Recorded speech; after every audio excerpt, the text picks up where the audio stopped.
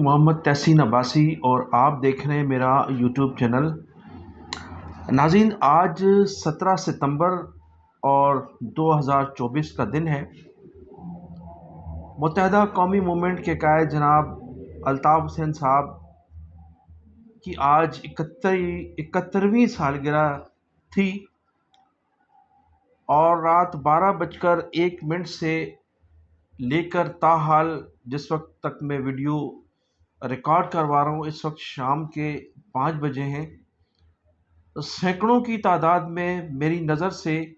ایسی ویڈیو گزر چکی ہیں جس میں نوجوان بلکہ یوتھ جو ہے وہ الطاف حسین صاحب کی سالگرہ منا رہی ہے مختلف پاکستان کے مختلف علاقوں میں، خاص طور پر کراچی، حیدرآباد، سندھ کے شہری علاقوں کے ساتھ ساتھ پنجاب کے بھی بعض علاقے تھے، وہاں سے ان کی ویڈیو بھی میرے نظروں سے گزری، اور پھر آزاد کشمیر میں بھی بانی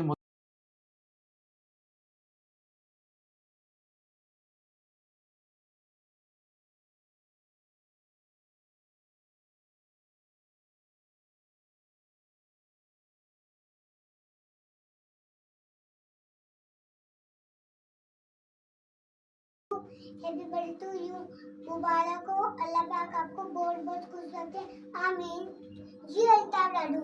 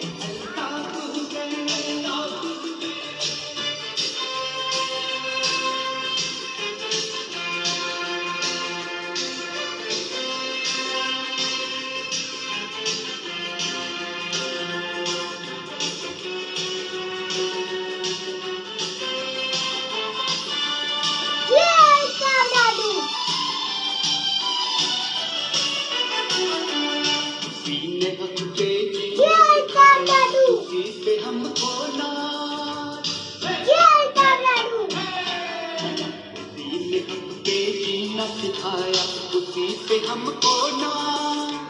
گلی گلی اب گونج رہی ہے اس کی ہی آواز، سب سے بلند اور سب سے اونچی ہے جس کی پرواز، مظلوموں کا نعرہ ہے الطاف حسین،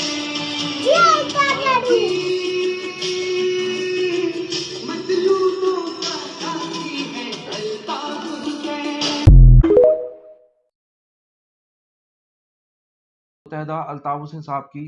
سالگرہ منائی جا رہی ہے اور یہ سلسلہ ابھی مزید 7 سے 8 گھنٹے جاری رہے گا اس وقت تک، جب تک رات کے 12 نہیں بج جاتے۔ تو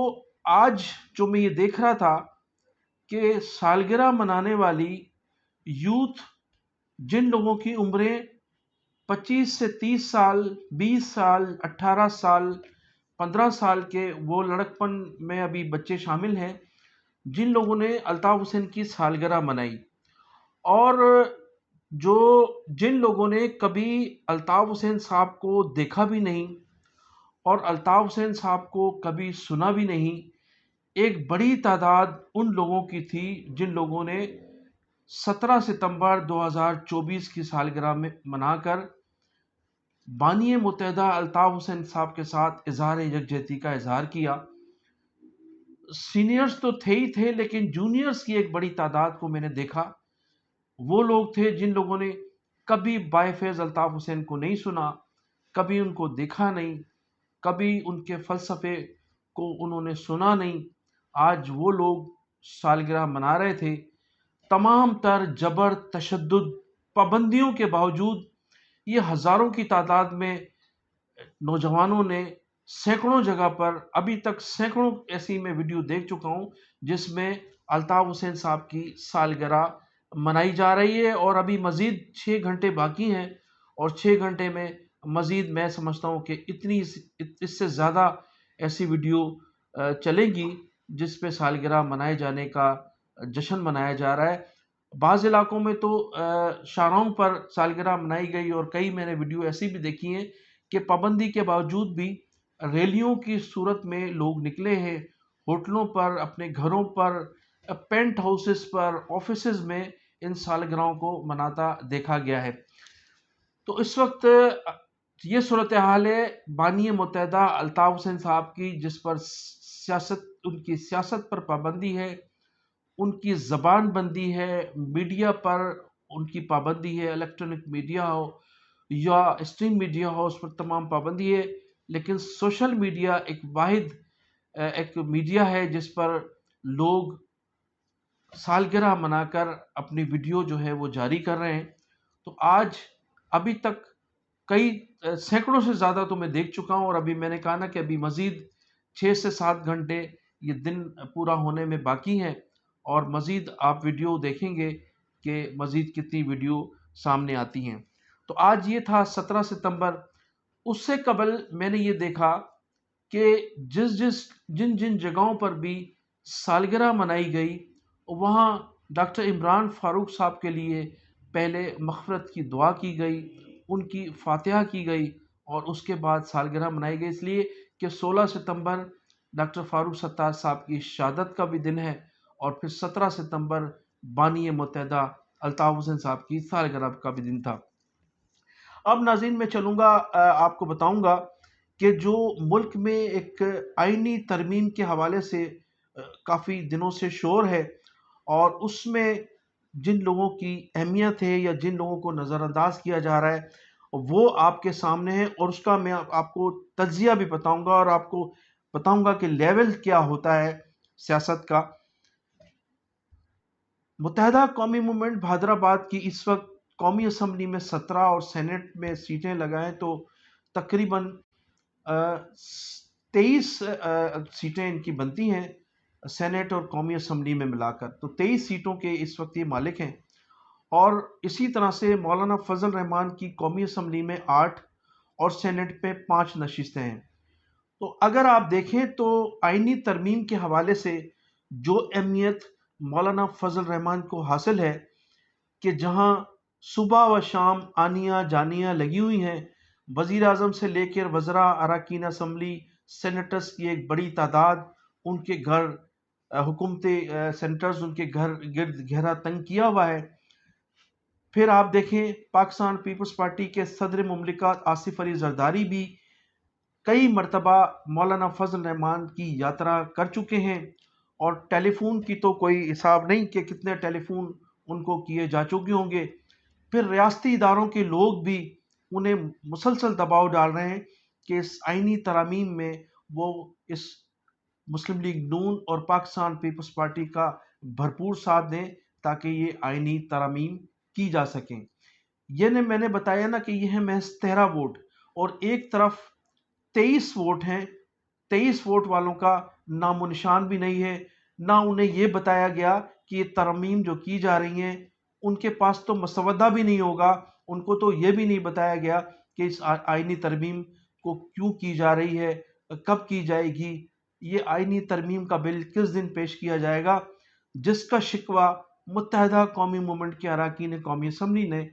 اپنی تقاریر میں کیا، اور آپ نے دیکھا کہ ان کی تقاریر پر مسلم لیگ نون کے لوگ مسکراتے ہوئے آپ کو نظر آئیں گے۔